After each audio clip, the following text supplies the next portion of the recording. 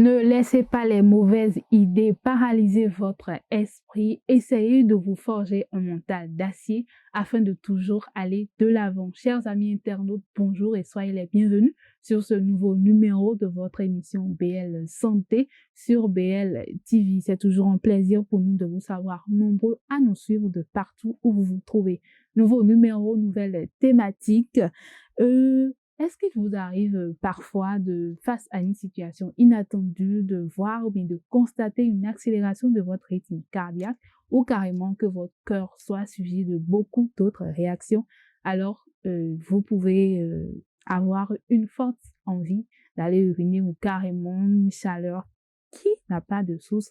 Eh bien, sachez tout simplement que vous êtes stressé. Alors, du stress à la dépression, que comprendre? C'est le thème de notre émission du jour. Et pour en parler, comme d'habitude, nous recevons pour vous une, je ne vais pas dire experte, d'accord, une psychologue. Elle, c'est Madame Kodoron Bertine. Elle est psychologue clinicienne. Voilà. Bon, je ne vais pas dire docteur, mais je vais dire psychologue. Bonjour. Bonjour, madame. Merci d'avoir accepté notre invitation. C'est moi. D'accord. Du stress à la dépression, c'est le thème que nous allons décortiquer tout au long de cette émission. Alors, sans plus tarder, je vais vous demander que comprendre réellement du stress et que comprendre de la dépression. Je vous remercie. Je salue tout le plateau. Je salue aussi nos téléspectateurs. Que comprendre du stress à la dépression, que Oui, comprendre? Voilà. Qu'est-ce que le stress d'abord? Okay.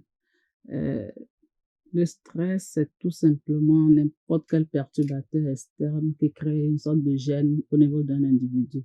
C'est juste une difficulté d'adaptation à n'importe quelle situation de la vie courante. D'accord. Et la dépression alors? La dépression, tout de suite, si vous m'amenez à balancer du stress à la dépression, il faudrait déjà que je fasse un recadrage. Ok, allez-y. Parce que lorsqu'on parle tout de suite de stress, tout le monde a tendance à avoir un mauvais versant en tout cas, un truc péjoratif du stress. En fait, le stress, c'est le quotidien de l'homme. Le stress, c'est notre ami, en fait. Et quand on parle de stress, il y a le fait qu'on peut avoir un bon stress, ce que nous appelons le stress, qui va permettre à l'individu de ressentir une excitation, de ressentir de l'euphorie, d'être stimulé. Et il y a un second pan du stress que nous appelons distress. C'est-à-dire, là, vous sentez un sentiment de désagréable, c'est un désenchantement. Ça, c'est un stress qui peut vous paralyser, qui vous crée de réels dommages. Mais entre ces deux bouts-là, entre ces deux, il y a ce que nous appelons un stress optimal. Ok.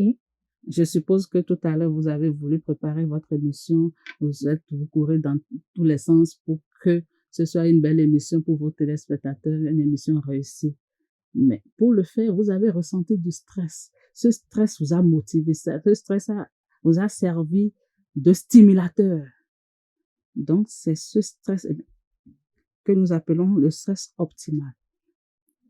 Et c'est ce que vous faites de votre stress, la manière dont vous percevez l'élément stresseur, le perturbateur, c'est votre manière de percevoir ça, de transformer ça, qui va déterminer votre réaction et savoir si vous allez basculer sur un stress pathologique qui va vous conduire à la dépression dont vous parlez. Donc, lorsqu'on parle de dépression, c'est un état dans lequel l'individu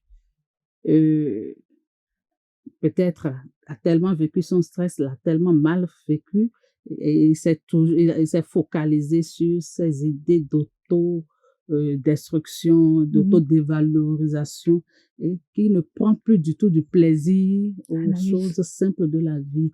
Tellement il se sent diminué, il a une très mauvaise estime de lui-même que, à force de ruminer, je ne sens rien, il perd le désir.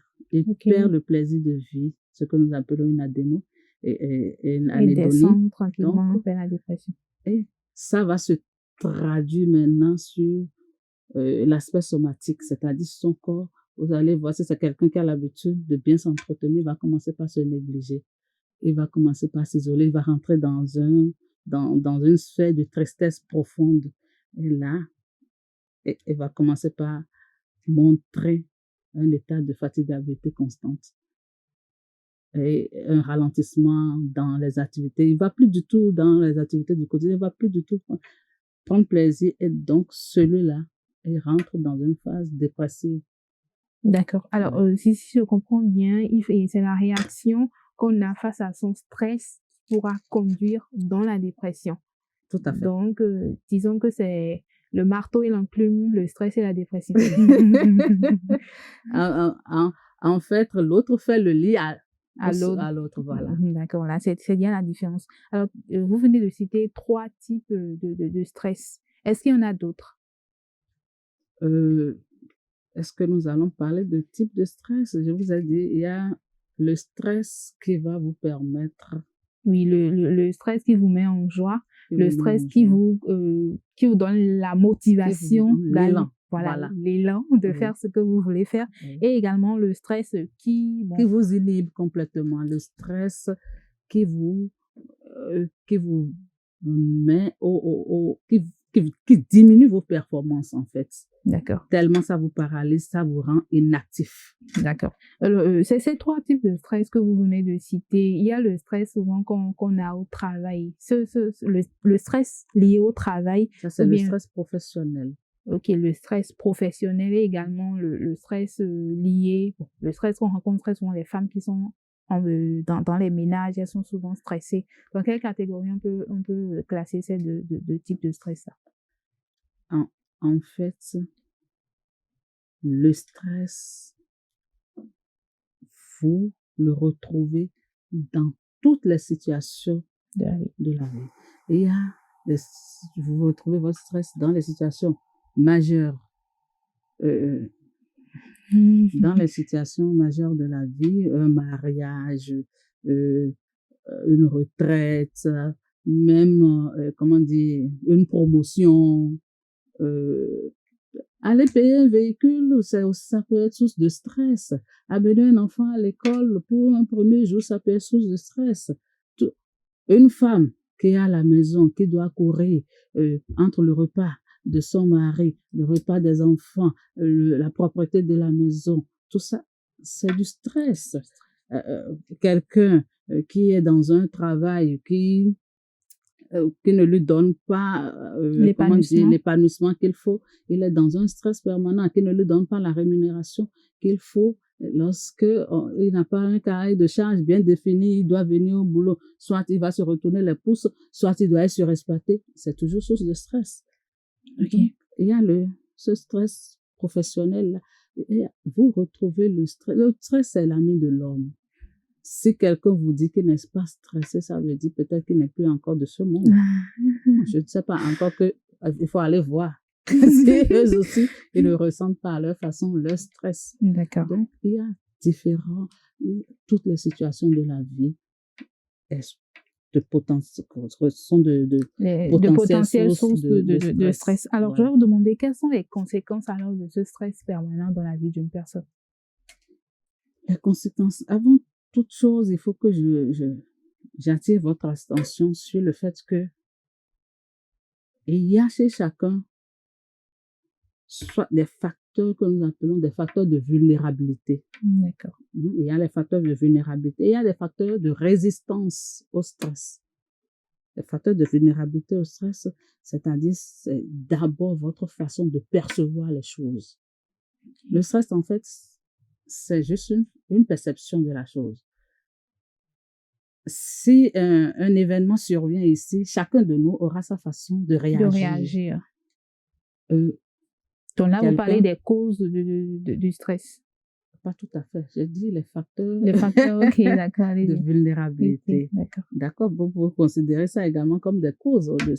On ne sait jamais. Si vous êtes déjà quelqu'un d'anxieux, vous êtes déjà quelqu'un qui est tout le temps dans l'inquiétude, vous êtes dans la prudence extrême, vous ne réagirez pas de la même façon que quelqu'un qui ne recule devant rien. Vous comprenez? Quelqu'un qui, qui est toujours à l'affût des sensations fortes, vous ne réagirez pas de la même façon. Donc, si vous êtes déjà quelqu'un qui avait un mauvais estime de vous-même, la façon de réagir au stress, ça dépend du degré de confiance que vous avez en vous-même. Ça dépend de vos ressources.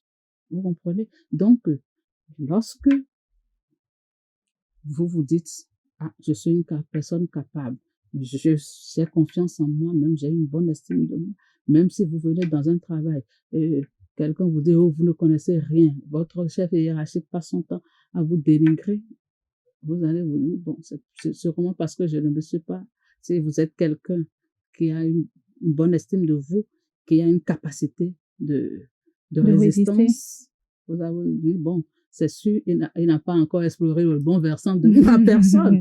Vous comprenez? Oui. Donc, tout ça va définir la façon dont chacun va... Vous êtes quelqu'un déjà, à la moindre situation, vous ruminez toutes choses, vous ruminez. Vous faites, peut-être, nous finissons de faire cette émission télé là maintenant, vous rentrez à la maison, vous dites, ah, est-ce que ça n'a pas été un chaos? Est-ce que les téléspectateurs vont apprécier?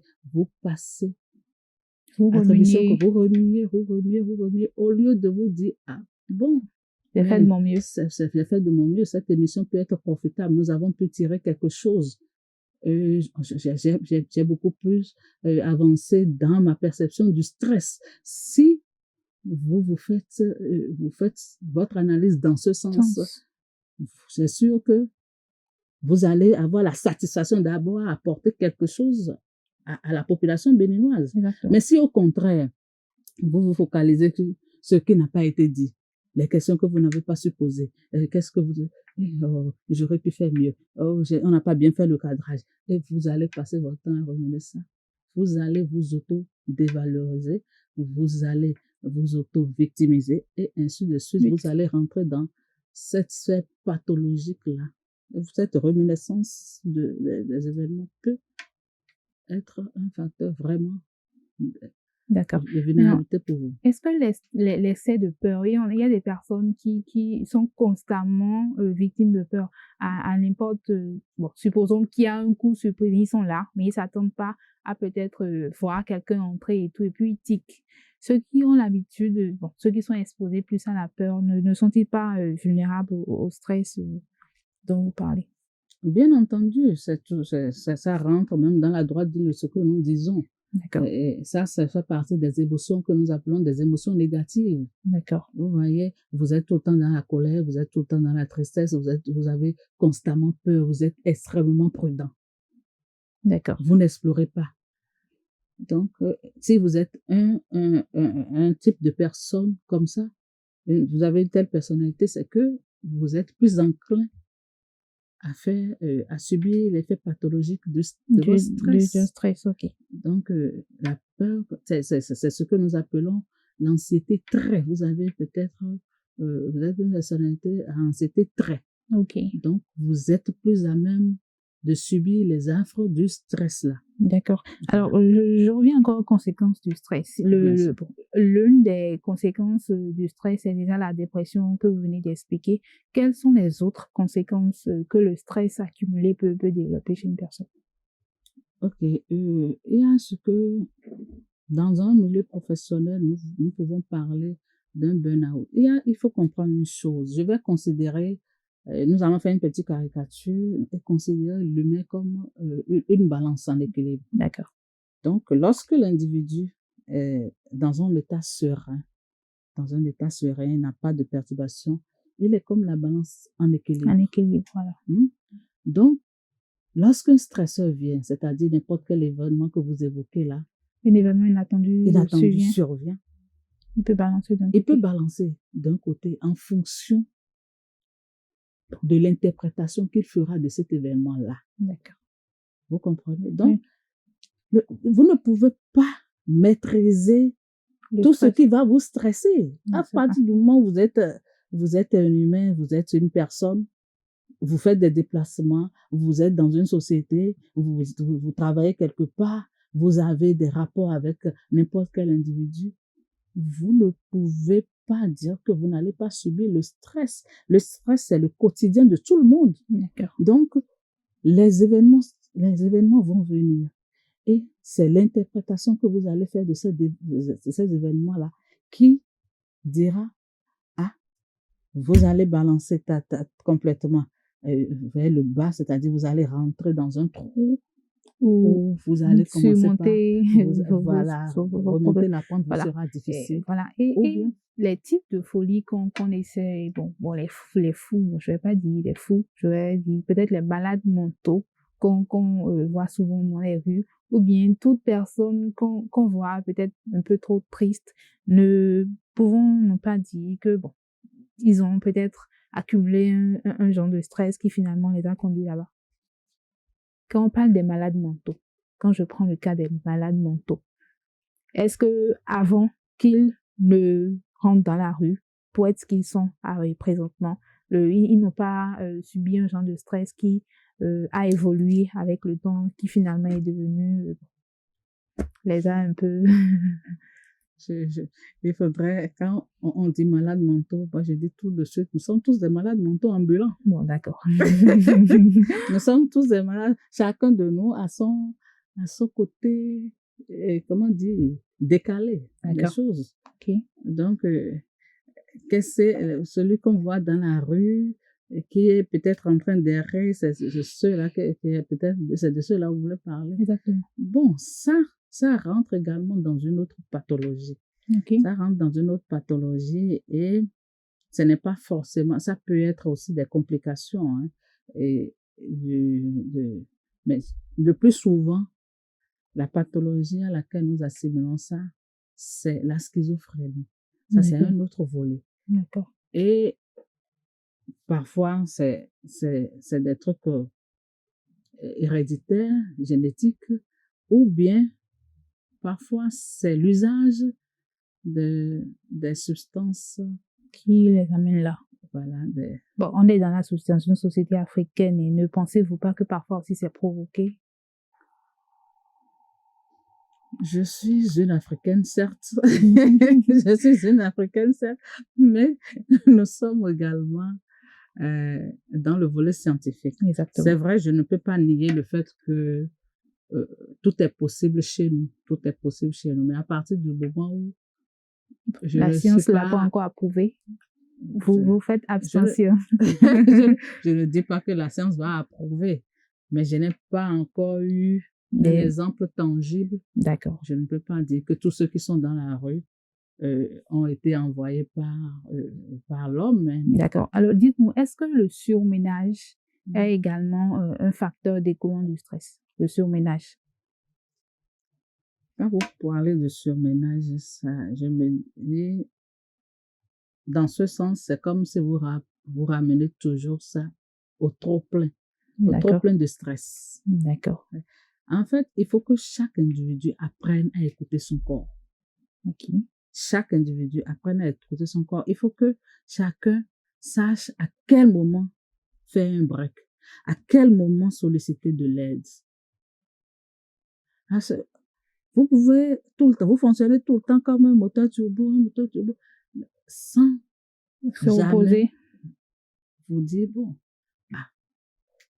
est-ce que mon corps n'a pas besoin de repos? Est-ce que je n'ai pas besoin de distraction? Est-ce que là où je suis là maintenant, est-ce que je ne vais pas faire profiter comment dire, d'une ambiance conviviale entre amis pour baisser la cadence? Lorsqu'on court, on saute d'une activité à une autre, on a tel voyage en vue, on a telle interview en vue, on a telle, comment dire, organisation événementielle à faire, tout ça là. Vous mettez tout ça dans la balance sans jamais vous arrêter un instant pour dire, où est-ce que je vais? D'accord. Alors, on revient à la dépression. Alors, comment savoir qu'une personne fait la dépression? Comment savoir qu'une personne est en train de déprimer? Okay. Tout à l'heure, je vous ai dit, l'individu est considéré comme une balance. Exactement. Il est dans son équilibre. Un événement de la vie, c'est-à-dire un stresseur vient. Ok. Un stresseur vient et il reçoit le choc. Il reçoit le choc et il se met à ruminer ce choc-là. Ah, pourquoi cet événement est venu vers moi? Parce que je suis un bon à rien. Je suis plutôt un échec de la nature. Oh, c'est certainement parce que je n'ai pas de ressources, je n'ai pas, je ne suis bon à rien, je ne suis bon à rien. Il est convaincu qu'il est bon à rien. Exactement. Et il prend son déplaisir, il rentre dans son système de déplaisir. Jusqu'à ce qu'il chute. Et il commence, si vous ne savez pas faire, si vous êtes un bon observateur, vous allez constater qu'il va commencer par s'isoler. Il va commencer par ne plus avoir de désir, il va manifester des signes de fatigue extrême. Vous, si c'est quelqu'un que vous avez l'habitude de côtoyer, bon, c'est comme s'il serait toujours de mauvaise humeur, une humeur maussade, il est toujours là à se plaindre de tout. Et donc, il va rentrer dans quelqu'un qui déprime. Je ne suis pas sûre que ce soit lui-même ne va même pas solliciter de l'aide. Exactement. C'est son entourage qui va constater que qu'est-ce qui ne va pas chez lui? Pourquoi ce retrait? Si vous n'agissez pas tôt, celui-là peut même se suicider.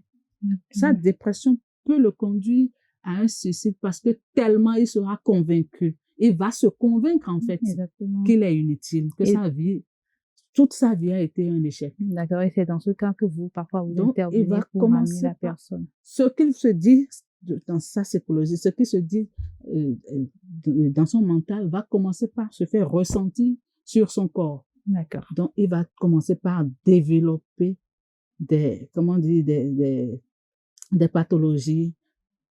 Et ça commence. Alors, si je comprends très bien, du stress à la dépression, disons qu'il y a peut-être, disons pas, c'est le trop plein de stress qui mène à la dépression, si je vous comprends très bien. Oui, le trop plein de stress qui mène à la dépression. Le trop plein de stress pathologique. Pathologique, d'accord, qui mène à la dépression. Alors, venant au stress, quand je suis stressée, quels sont les moyens pour moi, quels sont les moyens que j'ai pour sortir de ce stress et essayer de me libérer? Parlons du stress lié au travail, peut-être, ou bien le stress lié à la préparation de l'émission, comme vous venez de dire.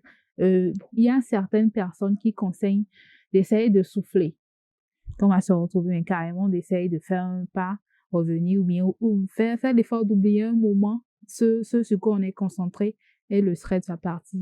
Quels sont les moyens qu'on peut peut-être utiliser pour pouvoir se dégager de son stress? Alors, il y a plein de moyens. Mais je dis, la chose première, c'est déjà que chacun apprenne à se connaître. D'accord. Déjà, si vous connaissez votre personnalité, vous pouvez savoir déjà comment faire face à votre stress. Si vous-même, vous ne le savez pas, allez demander auprès d'un spécialiste, allez demander conseil, allez faire une consultation pour qu'on vous dise déjà, vous êtes de telle personnalité.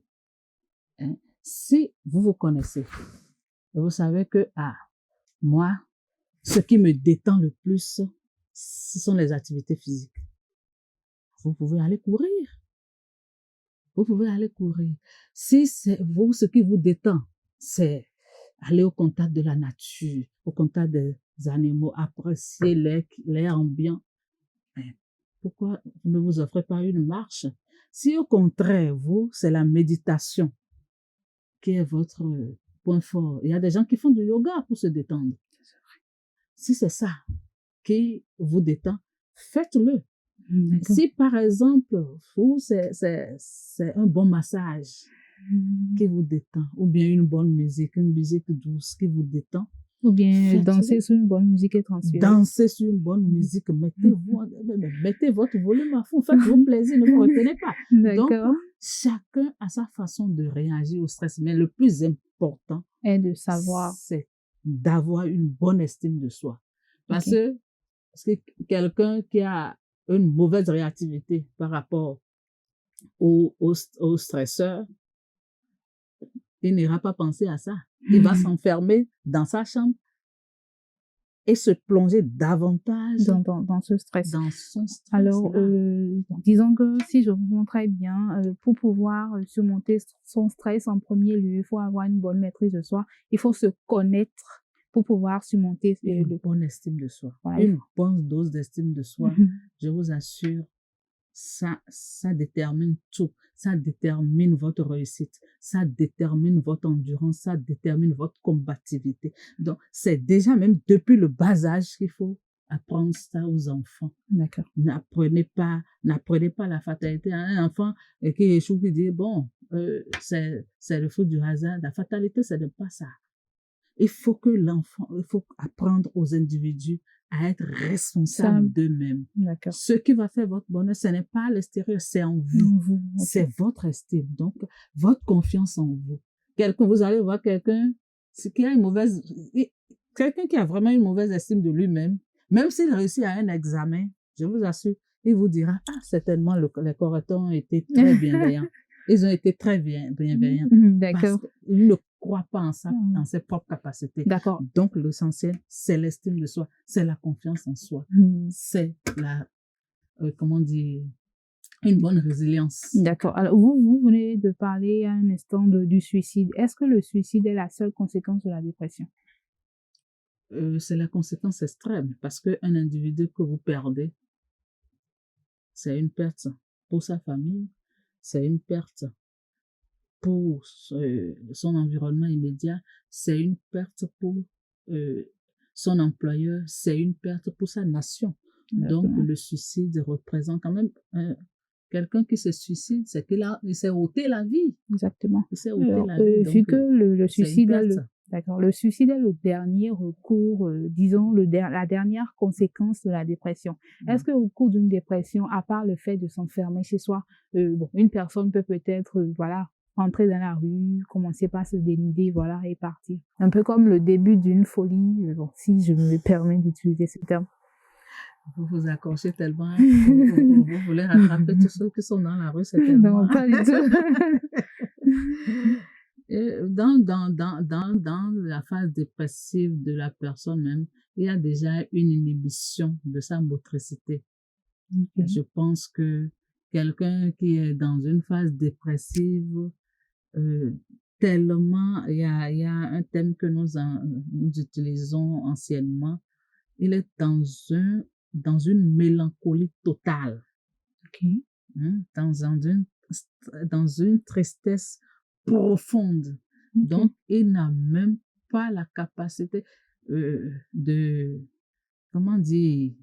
la motricité que la rapidité que vous voulez mettre dans la marche, il va se mettre à courir. D'accord, donc pour ceux qui courent, disons que c'est d'autres facteurs qui motivent cela. Il y a plusieurs pathologies. Ok, lesquelles déjà? Il y a ce que nous appelons aussi les manies. Ok. Là, il y a plusieurs pathologies dans le sexe. Il y a les états limites, je ne peux pas vous détailler tout ça. D'accord. Mais ce n'est pas forcément la dépression qui conduit les gens dans la rue, non. D'accord. Alors, dites-moi, la société africaine, très souvent, on voit que, disons, la population béninoise ou africaine en général ne va pas souvent vers un psychologue quand il constate que, ça ne va pas. Pourquoi? Il y a plusieurs facteurs, il y a plusieurs raisons, je pense. La première, peut-être, c'est déjà le manque d'information, la sous-information. Les gens ne savent pas tout ce que le psychologue peut leur offrir. Okay. Donc, même déjà face à ça, je vous remercie pour cette tribu que vous nous offrez, pour parler encore, inviter nos populations à se rapprocher d'un psychologue quand ça ne va pas. Ce n'est pas forcément quand ça ne va pas qu'il faut aller, même dans un état de bien-être, aller voir un psychologue. Vous avez besoin de vous connaître. Un psychologue a besoin de vous aider à développer votre plein potentiel. D'accord.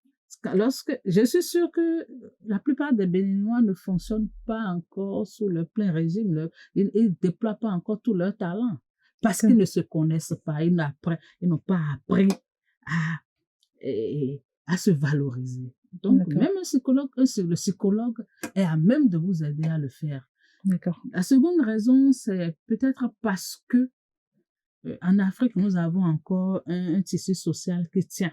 D'accord. Nous avons un tissu social qui tient encore, c'est-à-dire que les individus, ils ont toujours quelqu'un vers qui ils se tournent, vers qui ils vont lorsqu'il y a un mal-être. Le Béninois a toujours un confident quelque part. Lorsque ça ne va pas, il y a forcément votre parent, quelqu'un qui vient vers vous. Ah, pourquoi tu es comme ça? Il y a un souci. Donc, cet échange-là, parfois, ça aide et ça fait que, bon, le Béninois n'a pas encore complètement cette culture d'aller vers un psychologue, mais nous développons également déjà les signaux d'un système individualiste. Donc, les familles monoparentales, les familles nucléaires s'installent de plus en plus. Donc, ce tissu est en train peu à peu de s'effriter. D'accord. Et peut-être que ça va encore faire balancer cette tendance-là à aller vers les psychologues ou les psychiatres. D'accord, ok, les psychiatres. Alors, dites-nous, dans le milieu professionnel, oui, est-ce qu'un psychologue est important pour remonter le moral des citoyens? Le psychologue, la présence d'un psychologue dans une entreprise, elle est capitale. D'accord. Si un chef d'entreprise est avisé, je crois que le premier qui va recruter dans son entreprise, c'est le psychologue qui va lui permettre d'aider son personnel. Son personnel, d'abord déjà depuis le recrutement. Ok. Depuis le recrutement. Et va aider son personnel aussi à fonctionner avec son plein potentiel, avec toute la performance qu'il faut. Il va booster le personnel. D'accord. Il y a les psychologues du travail aussi. Exactement, oui. Bon, j'aurais su cette question pour vous demander votre mot de fin ou bien un conseil à l'endroit des populations. Un conseil à l'endroit des populations, c'est déjà de comprendre que le stress, c'est l'ami de tout le monde. Vous ne pouvez pas échapper au stress. Le plus important, c'est la gestion que vous allez faire de votre stress.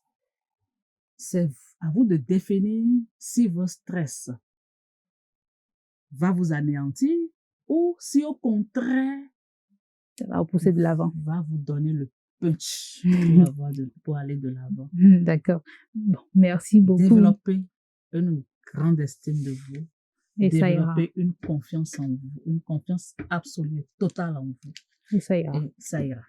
Eh bien, vous l'avez entendu, développer une confiance totale en vous et ça ira. C'est pas moi qui l'ai dit, c'est la psychologue qui l'a dit. Alors, notez. Très bien. Merci beaucoup d'être resté des nôtres et merci à vous, psychologues, d'être venus nous éclairer sur ce sujet, sur ce thème qu'est le stress. Merci à vous, chers internautes, de nous avoir suivis. C'est toujours un plaisir pour nous de rester en votre compagnie. Pour toute information, veuillez contacter le numéro le 97 25 62 21. Je répète, le 97 25 62 21. Prenez soin de vous et à la prochaine.